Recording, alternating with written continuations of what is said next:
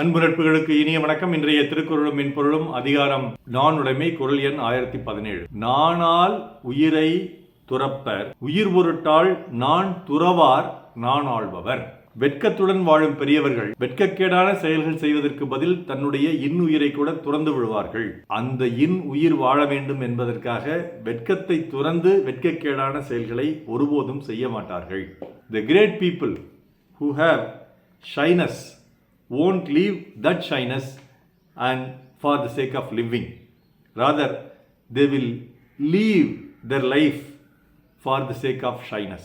இதற்கு என்னுடைய துடிப்பா, வெட்கமின்றி உயிர் வாழாது, உயிரை விட்டு வெட்கத்துடன் வாழ்பவர்கள் பெரியவர்கள். வெட்கமின்றி உயிர் வாழாது, உயிரை விட்டு வெட்கத்துடன் வாழ்பவர்கள் பெரியவர்கள் அப்படிங்கிறது. இப்போ உயிரா மானமா திரைப்படத்தலை மாதிரி இருக்குல்ல, அந்த மாதிரி உயிர் முக்கியமா மானம் முக்கியமா? அப்போ உயிர் முக்கியங்கிறதுக்காக அந்த மானத்தை இழந்து வெட்கக்கேடான செயல்களை செய்வதற்கு சிலர் தயாராக இருப்பார்கள். அது உயிர் வாழ்றதுன்னு கிடையாதுங்க. சொத்து சுகம் சேர்த்துறதுக்கு, அவங்களுடைய பரம்பரை வாழ்கிறதுக்கு பேராசையின் காரணமாக அப்போ இந்த மானத்தை இழந்து அல்லது மானக்கேடான செயல்களை செய்து அந்த வாழ்க்கையை வாழ்ந்து கொண்டிருப்பார்கள். ஆனால் பெரியவர்கள், உண்மையிலேயே பெரியவர்கள், சான்றோர்கள் எப்படி வாழ்வாங்கன்னா, அந்த உயிரை கூட துறந்து போயிடுவாங்க அந்த வெட்கக்கேடான செயலை செய்வதற்கு.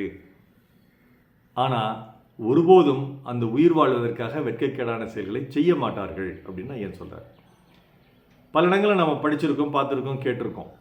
இந்த மாதிரி ஒரு கேவலமான செயலை செய்கிறதுக்கு பதிலாக பிச்சை எடுத்து வாழ்ந்துருக்கலாம் அப்படின்னு சொல்லுவாங்க. அப்போ பிச்சை எடுக்கிறது ஒரு இழி செயல் தான். இரவு இறத்தல் அப்படிங்கிறது ஒரு இழி செயல் தான். ஆனால் அந்த இழி செயல் கூட பரவாயில்லை நீ வெட்கக்கேடான செயலை செய்வதற்கு. இன்றால் பசி காண்பானாயினும் செய்யற்க சான்றோர் பழிக்கும் வினைன்னு சொல்லியிருக்கார். அப்போ அந்த சான்றோர் பழிக்கும் செயல் என்ன? வெட்கக்கேடான செயல்கள் தான். ஏன்னா அவங்களாம் சான்றோர்கள் வெட்கக்கேடான செயல்களை செய்ய மாட்டார்கள். அப்போது அந்த வெட்கக்கேடான செயல்களை செய்து நீ அதனால் வரக்கூடிய உனக்கு ஒரு வருமானத்தில் ஆதாயத்தை வைத்துக்கொண்டு நீ உயிர் வாழ்தலை விட நீ உயிர் இழப்பதே மேல். அதுபோல் உயிரா வெட்கமா என்று யோசிக்கும் பொழுது வெட்கம்தான் முக்கியம், எனக்கு உயிர் போனால் பரவாயில்லை என்று சான்றோர்கள் வாழ்வார்கள். ஆனால் மற்றவர்கள், சான்றோர்கள் இல்லாத மற்றவர்கள், எங்களுக்கு உயிர் தான் முக்கியம், வெட்கம் இல்லாமல் எங்களுக்கு ஒரு பொருட்டே இல்லை, இதெல்லாம் தூசு, அதனால் வெட்கக்கேடான செயல்களை செய்தாலும் நாங்கள் உயிர் வாழ்வோம் அப்படின்னு வாழ்வார்கள் அப்படிங்கிறாரு ஐயன். இப்போ அந்த காலத்தில்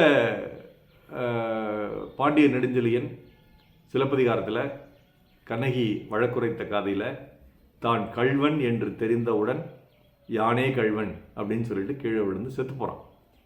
அப்போ அந்த இடத்துல அவனுக்கு மானம் போயிடுது. தவறான ஒரு தீர்ப்பு கொடுத்து கோவலனை கொலை செய்து விட்டோமே, அந்த கொலைப்பழி தன்மேல் விழுந்து விட்டதே, நானே கொலை செய்து விட்டேனே, நானே குற்றவாளியே என்று அந்த வெட்கத்தின் காரணமாக அவன் கீழே விழுந்து செத்து போகிறான், மடிகிறான்.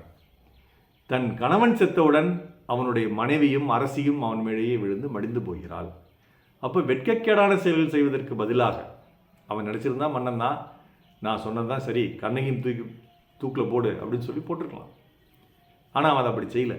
கண்ணகி ஒரு சாதாரண பெண்ணாக இருந்த பொழுதும், ஒரு குடிமகளாக இருந்த பொழுதும், அவள் ஒரு வழக்கை கொண்டு வந்த பொழுது தானே நீதிபதியாகவும் தானே குற்றவாளியாகவும் இருந்து அந்த நீதிபதியாகிய அந்த மன்னன் குற்றவாளிக்கு தண்டனை கொடுத்து விட்டான். என்னவென்றால் உயிர் போக்குதல்.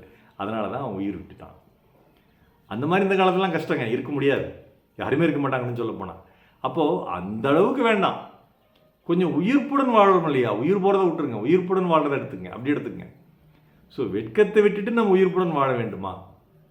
அப்போ உயிர்ப்புடன் வாழ்கிறதுக்காக வெட்கக்கேடான செயல்களை செய்யாமல் இருக்க வேண்டுமா அப்படிங்கிற கேள்வியை நமக்கு கேட்டுட்டு அந்த முடிவை நம்மிடையே விடுகிறார் ஐயன். அருமையான குறளுங்க. நானால் உயிர் துறப்பர், உயிர் புரட்டால் நான் துறவார் நான் ஆள்பவர்.